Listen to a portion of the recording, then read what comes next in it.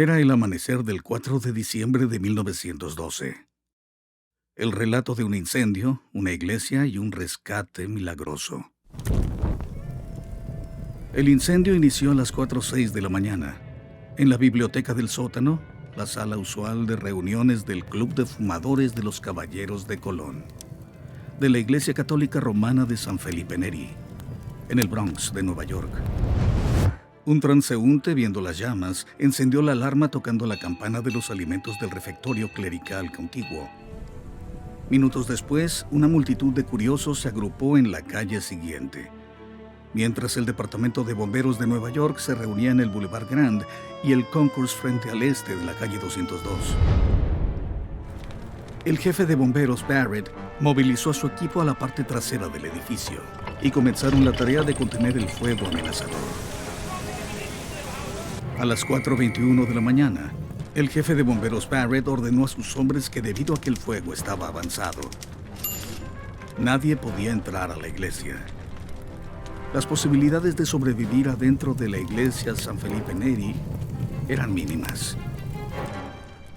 Gracias a Dios que nadie permanecía adentro. De repente, dos sacerdotes fueron vistos saliendo deprisa de la casa parroquial contigua. Ellos eran el padre Daniel Burke y el padre Joseph Conchedo. Atravesando entre los socorristas, los hombres corrieron hacia su amada capilla, desapareciendo entre el humo del lugar devorado en llamas.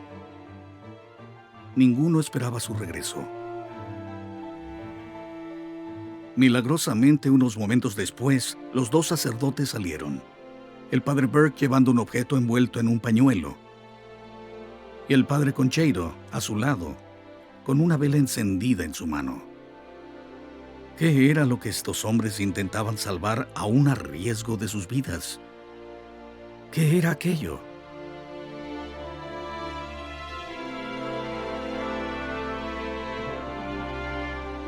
Pan.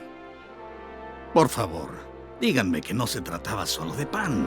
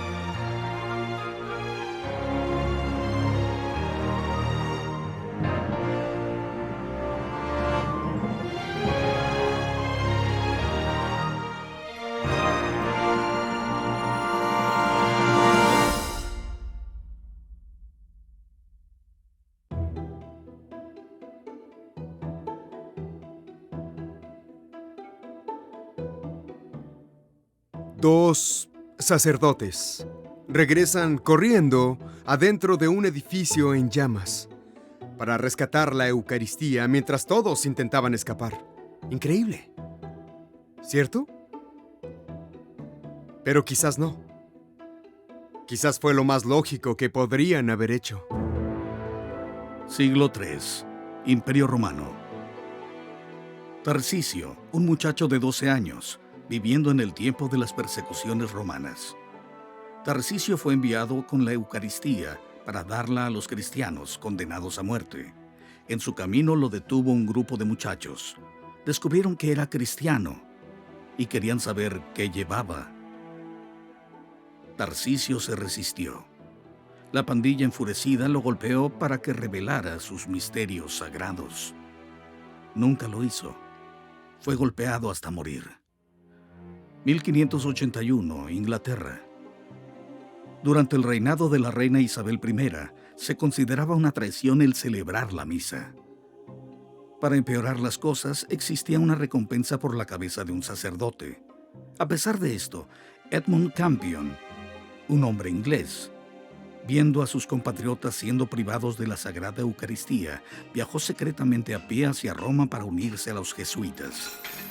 Fue capturado. encarcelado en la Torre de Londres, torturado, colgado y descuartizado. China. En los campos de China, los soldados destruían una pequeña iglesia católica. El sacerdote fue arrestado, el tabernáculo robado y las sagradas hostias esparcidas por el suelo. Una pequeña niña en la parte trasera de la iglesia, a quien nadie había visto, presenció la profanación y vio en dónde cayeron las 32 hostias sagradas. Por las siguientes 32 noches, ella entró a la iglesia pasando desapercibida por los guardias, rezando frente a la Eucaristía y consumiéndolas una por una. En la última noche, después de que la niña consumió la última Eucaristía, despertó accidentalmente al guardia. Él la persiguió y la golpeó hasta matarla. 1224, Asís, Italia. Clara, fundadora de la Orden de las Hermanas Pobres de Santa Clara, recibió noticias de que el ejército de Federico II, emperador del Sacro Imperio Romano, estaba arrasando con su convento, dejando tras su paso un rastro de destrucción terrible. Clara viajó a enfrentar al ejército saqueador tan solo con la Eucaristía en sus manos. Elevó la hostia al aire, rezando a Dios para que rescatara su convento. Aquel ejército saqueador fue invadido de temor y huyó sin herir a nadie. Bueno, todo lo que han escuchado son solo algunos de los muchos relatos a través de los siglos de la historia de la Iglesia, que muestran a personas haciendo cosas que demuestran aquella devoción, aquel sacrificio, aquel amor, por lo que pareciera ser solo un pedazo de pan. ¿En qué creen los católicos? La Eucaristía es uno de los 7 sacramentos de la Iglesia. Estos sacramentos son especiales, es decir, establecidos por Cristo. A través de ellos Dios se inclina hacia nosotros y comparte su vida divina. Sin embargo, la Eucaristía no es solo un sacramento entre otros. Es el sacramento de sacramentos, hacia el cual todos los otros apuntan. De acuerdo al Catecismo de la Iglesia Católica, la Eucaristía es la fuente y culmen de la vida cristiana. Al centro de la celebración eucarística se encuentran el pan y el vino, que por la invocación del Espíritu Santo y por las mismas palabras de Cristo repetidas por un sacerdote ordenado, llegan a ser el cuerpo de Cristo, su sangre, alma y divinidad. Cristo completamente presente. La Iglesia tiene una palabra para esto: transubstanciación. Trans significa cambio y substancia se refiere a la esencia de todo, lo que es en sí. Aunque la apariencia externa sigue siendo pan y vino, la realidad, la substancia, se ha convertido en nuestro Señor Jesucristo. A este sacramento se le ha dado muchos nombres: la Cena del Señor, el partir del pan, el sacrificio santo, la Sagrada Comunión. Se conoce más comúnmente como la misa, y hoy a menudo por un término griego, Eucaristía, que significa acción de gracias. La Asamblea del Pueblo de Dios se reúne para dar gracias, para participar en esta Sagrada Comunión, comunión del uno con el otro y con el Dios que nos ama. La Eucaristía es la suma y resumen de la fe católica.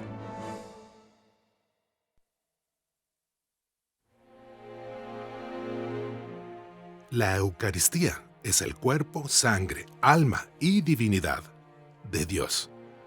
En otras palabras, la Eucaristía es verdaderamente Dios presente con nosotros. Sé que suena imposible, y solo Dios lo puede hacer posible, pero eso es lo que Él ha hecho.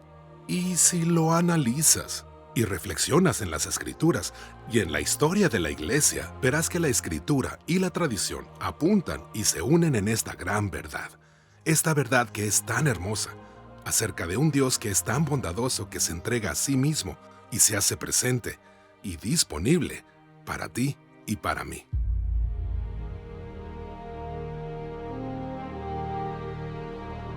¿Qué tan grande es Dios? El Dios que creó la vida en la tierra. ¿Qué tan grande es nuestro Señor? podrá ser contenido en el océano más grande. ¿Será más alto que la montaña más alta? ¿O será aún más grande que ella?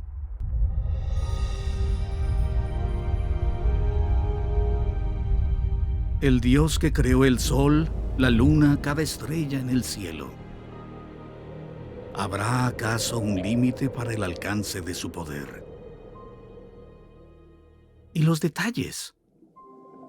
¿Se extiende la atención de Dios a la célula más pequeña? La partícula más pequeña viajando a la velocidad de la luz. La inconmensurable cercanía de los lazos atómicos. ¿Conoce Dios el número de neuronas en el cerebro humano? ¿O de las estrellas del universo? El poder de Dios y su amor se encuentran en todas estas cosas, grandes y pequeñas. ¿Podría Dios venir a nosotros como Él es, en todo su poder y majestad?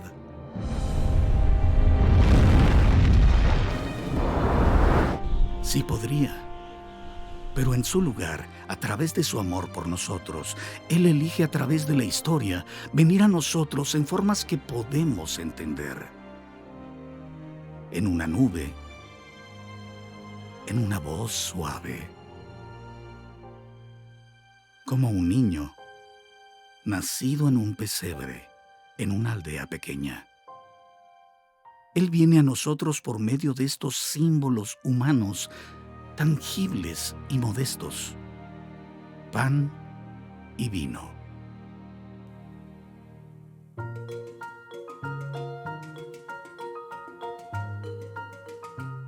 La cosa más increíble de este mundo se ve como pan y vino.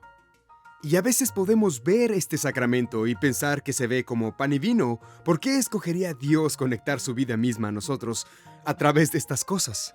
Es decir, si Dios viniera a nosotros en todo su poder, sería como estar sentado frente a una explosión nuclear. No podríamos sobrevivir. Así que en su lugar, Él viene a nosotros en todo su amor y humildad.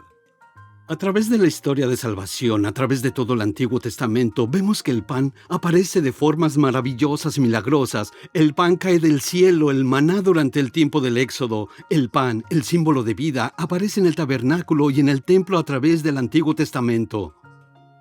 Y el pan, a lo largo de la historia y el planeta, ha sido considerado como un alimento esencial. Es decir, el pan es humilde, no es un lujo, no es langosta, ¿cierto? Es algo básico que la gente necesita para sobrevivir. De hecho, tiene sentido que al unir todas estas piezas, Dios se mostraría por medio de aquel pan. ¿Cómo es que la Eucaristía es el cuerpo y sangre de Jesús? Porque al verlo, se ve como un pan. Aún sabe como pan, huele como el pan, se siente como el pan, sigue teniendo toda la apariencia externa que puede tener el pan. De hecho, aún tiene todas las propiedades químicas del pan. El cambio del pan y el vino en el cuerpo y la sangre de Cristo no es un cambio químico. Si lleváramos la hostia consagrada a un laboratorio y la pusiéramos bajo el microscopio, veríamos todas las propiedades químicas del pan. Pero aquí está la clave.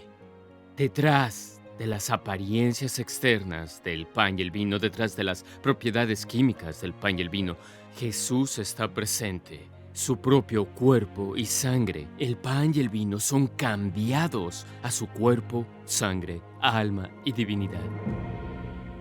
Todos los sacramentos son misterios profundos, y aún así, sus símbolos externos, sus apariencias, son generalmente muy humildes. Son símbolos, realidades visibles, que apuntan a lo invisible, a la gracia divina. El agua usada en el bautismo vertida sobre la cabeza indica la realidad espiritual, un alma siendo limpiada. En la confirmación somos ungidos con aceite para hacernos testigos.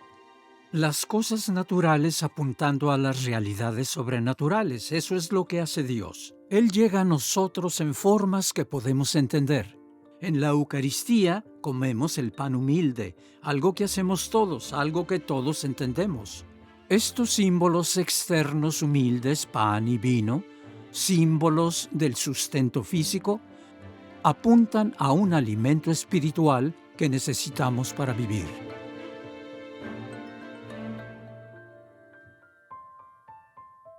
No solamente Dios nos da nuestro pan diario, Él se da a sí mismo como nuestro alimento.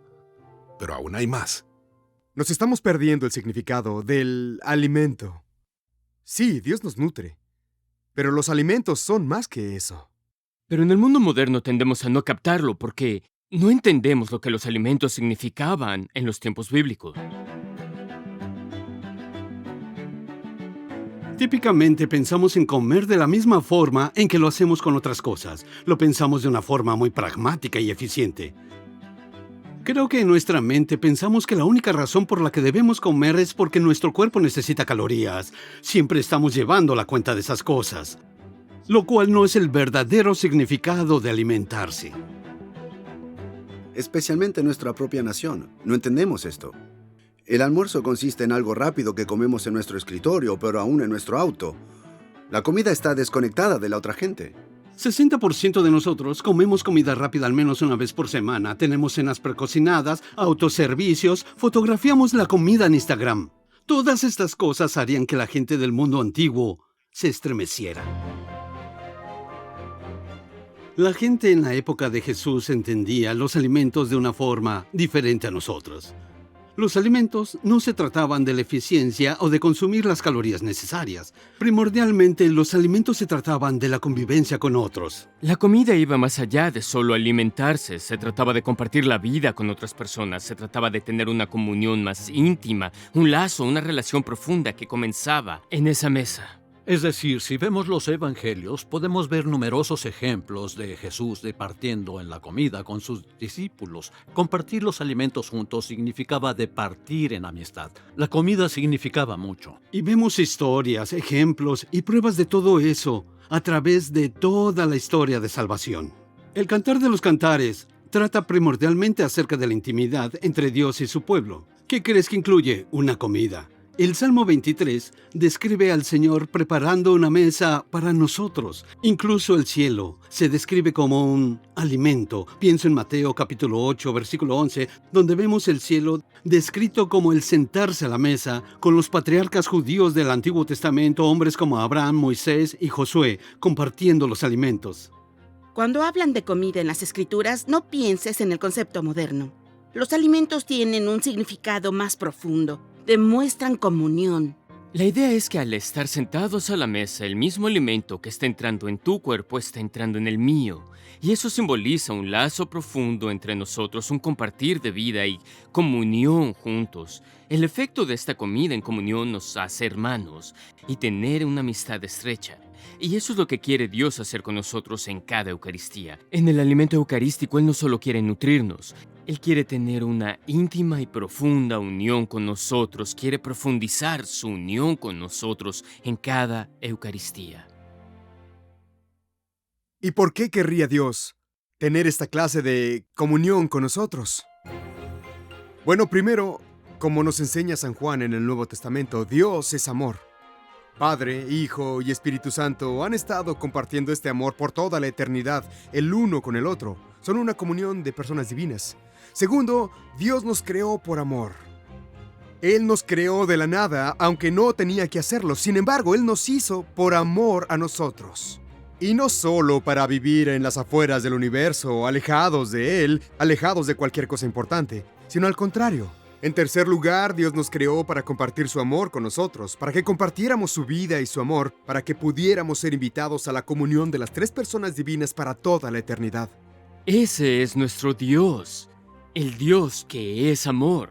Y es por eso, por ser amor, que nos busca de esa forma tan íntima de amor en la Eucaristía.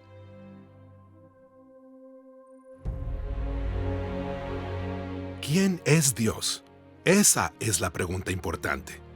Y para encontrar la respuesta, tenemos que ir a las escrituras antiguas de Israel, al momento que los judíos consideraban como el más importante en la historia de la humanidad, cuando Moisés fue a la zarza ardiente y tuvo un encuentro con la presencia ardiente de Dios. Dios dice: yo soy el que soy. En otras palabras, ella, Asher, ella, en hebreo. Hago énfasis en esto porque en hebreo esa palabra clave va a representar la esencia de quién es Dios y la increíble revelación a Moisés. Esa gran frase, ella, es una palabra profunda e importante, quiere decir ser. Y lo dice de nuevo, ella, Asher, ella. Pero aquí está lo hermoso. Dios no solo está diciendo, mírame, aquí existo de una forma filosófica y abstracta. Dios le dio a Moisés una pista muy concreta y práctica de lo que significa esto.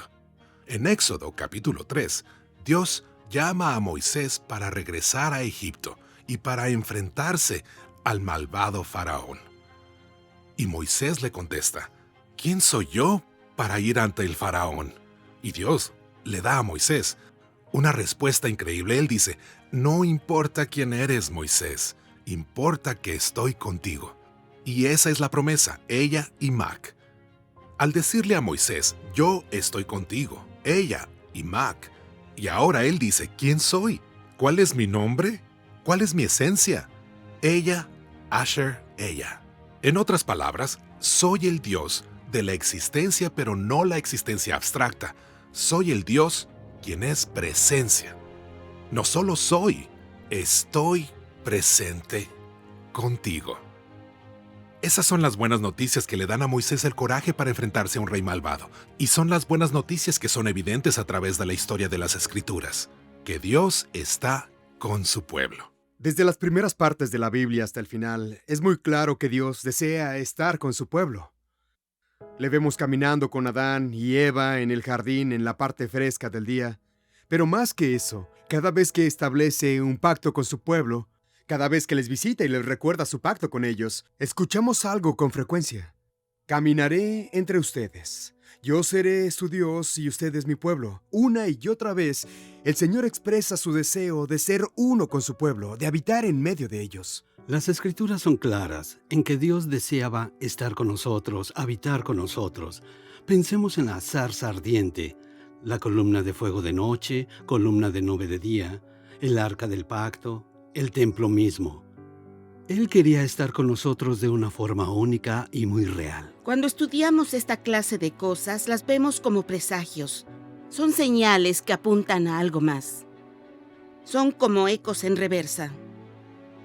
En lugar de volverse más y más suave, el sonido se vuelve más y más fuerte. Dios está haciendo algo. Está preparándonos algo verdaderamente grande.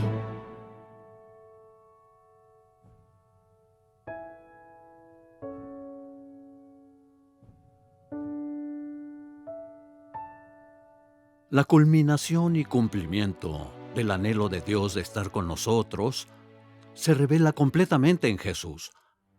Vemos esto más profundamente en la encarnación. La palabra de Dios se hace carne. Dios deseaba tanto estar con nosotros que anhelaba ser uno de nosotros. Los padres de la Iglesia dicen que el Hijo de Dios vino a ser hijo de hombre, para que los hijos del hombre llegaran a ser hijos de Dios. Eso debería asombrarnos verdaderamente. Dios quería estar con nosotros, respirar el mismo aire, sufrir, estar indefenso, como a veces lo estamos nosotros, para salvarnos, para compartir su vida con nosotros. La encarnación de Jesucristo es Dios presente con su pueblo. Este ha sido el plan desde el comienzo. Aquí es donde toda la historia alcanza su momento culminante. Todo lo que comenzó con Génesis. Todo el Antiguo Testamento. Cientos y miles de años que nos dirigen a este momento, donde una virgen concibe y da a luz un hijo. Y Mateo dice, y lo llamarán Emmanuel, Dios con nosotros. Pero al final de la historia, se nos relata la muerte de Jesús, resurrección y ascensión. ¿Pero acaso la ascensión de Jesús a la derecha del Padre nos roba de la presencia de Dios? Esta gran culminación, este gran pináculo en donde Dios finalmente está con su pueblo, en esta forma profunda e íntima en Jesús, se pierde con la ascensión? Por supuesto que no. Esta es la belleza y el misterio de la Eucaristía.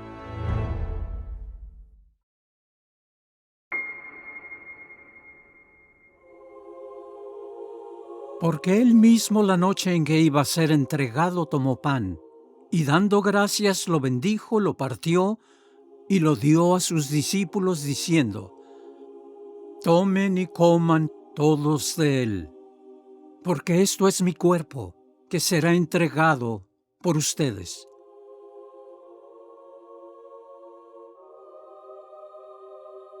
Del mismo modo, acabada la cena, tomó el cáliz, y dando gracias lo bendijo, y lo pasó a sus discípulos diciendo: Tomen y beban todos de él, porque este es el cáliz de mi sangre, sangre de la alianza nueva y eterna que será derramada por ustedes y por muchos, para el perdón de los pecados. Hagan esto en conmemoración mía. Jesús dijo estas palabras a los apóstoles en la última cena. Les instruyó que hicieran lo que él acababa de hacer. Él había convertido el pan y el vino en su cuerpo y sangre. Él les ordenó hacer esto, hacer lo que acababa de hacer.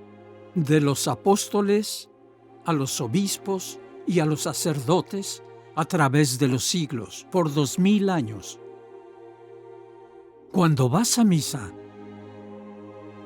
a cualquier iglesia, a cualquiera que vayas, tú acabas de recibir a Dios, a Jesucristo. No solo lees de Él en un libro, Él está ahora contigo, como si fuera su tabernáculo.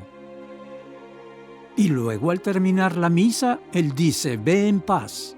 Hay un mundo entero que necesita verte y escucharte, porque al verte, escucharte y observar cómo vives y amas, verán a Cristo mismo.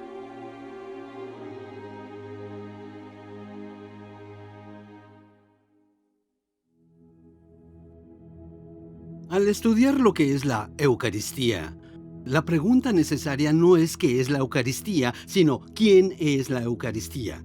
La Eucaristía no es una cosa, es una persona, es Jesús. Hemos escuchado la historia acerca de 2 sacerdotes que corrieron a un edificio en llamas, no para rescatar restos de pan y vino, nadie haría eso, sino para rescatar algo que es real y precioso, alguien que es real y precioso. Es por eso que existen esas grandes historias de hombres y mujeres a través de la historia quienes se dedicaron a elevar y preservar la sagrada hostia.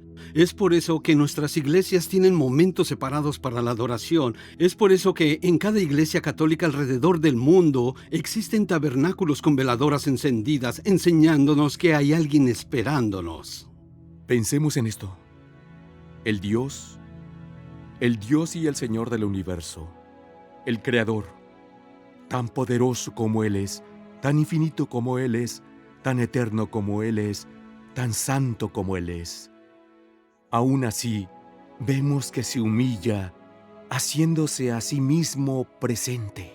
Por nuestro bienestar, Él ha venido en forma de algo tan simple, tan hermoso, pan y vino.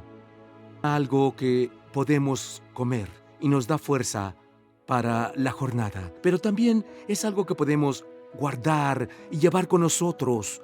Así que tenemos al Señor que nos da no solo lo que nosotros necesitamos hoy, sino su presencia, su compañía para estar con nosotros a cada momento de nuestras vidas en nuestro bendito sacramento, en el tabernáculo. Mucha gente hoy busca el significado, el propósito de sus vidas. Buscan la felicidad, anhelan algo más. Su finalidad es buscar a Dios. Pero la buena noticia es que nuestro Dios está en nuestra búsqueda. Él está buscándonos y Él viene a nosotros anhelando una relación íntima con nosotros. Él quiere caminar con nosotros a lo largo de nuestra vida y ayudarnos y nos ama tanto que viene a nosotros en la Eucaristía. Así que si usted es alguien que anhela la ayuda de Dios en su vida, si desea acercarse a Él, si le quiere conocer mejor, Quizás necesite su guía en una decisión importante, o quizás hay un problema grande en su matrimonio o vida familiar y necesita su ayuda, o quizás necesita ser animado o está llevando una carga pesada y heridas en su vida y necesita su apoyo y ayuda. Él está con usted. Él quiere acercarse a usted y ayudarle. Lo único que debe hacer es venir a Él. Dios quiere estar con nosotros. Quiere estar con nosotros porque Él es todo bondadoso. Nosotros no. Él quiere que seamos buenos como Él. Perfeccionarnos. Es una comunión con dirección. Debemos tener comunión con Jesús en la Eucaristía para poder ser más como Él. Consumo la Eucaristía porque quiero que la Eucaristía me consuma a mí. No quiere quedarse contigo en el lugar donde estás. Jesús en la Eucaristía te llama a algo mejor. La Eucaristía abre un mundo completamente nuevo. Por esto es que cada misa se centra alrededor de la gran verdad misteriosa, porque es lo más precioso que tenemos en este lado de la eternidad. Por esto es que la llamamos la fuente y culmen de nuestra fe. Hay mucho por recibir a través de algo tan pequeño.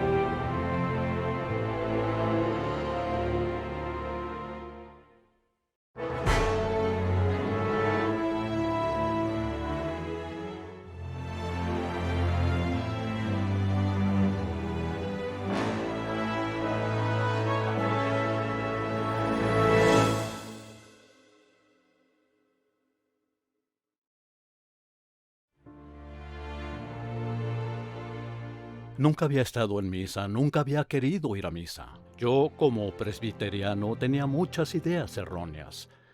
Al graduarme del seminario y volverme pastor, continué estudiando. Estudié a fondo el Nuevo Testamento y tuve que estudiar hebreo.